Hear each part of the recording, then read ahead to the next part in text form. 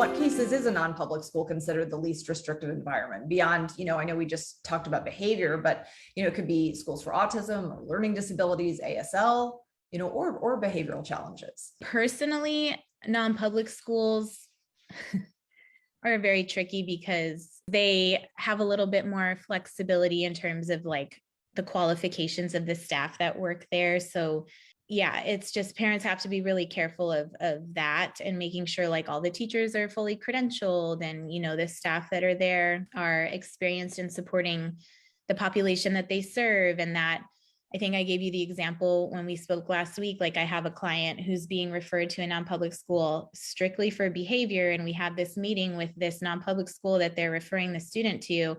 And they have no behaviorists on staff, like no RBT or BCBAs. And when I asked, okay, well, if a student is being referred there for behavior, like what evidence-based strategies do you, because I want to know. I don't believe that letters are super important, but come on, And when the answer is like, we're trained in how to restrain and we're, CPI trained or PROACT trained, whichever one, it's like, well, that's a red flag. So you want to make sure that because then it's like, okay, so you're basically telling me you're going to support this kid because you know how to restrain him and he's probably just going to get restrained every day and then go home, right? That's not okay. So being mindful of like who's providing the services, what their level of expertise is in supporting the population, what their background is as far as training, what curriculum they're using. They aren't, necessarily held to the same standards as far as curriculum. When I think non-public schools could potentially be an LRE, I would say definitely with more extreme, significant mental health needs where there's more of that therapeutic need. I've seen a lot of success with certain schools actually, and students go back to like public school and it's been amazing.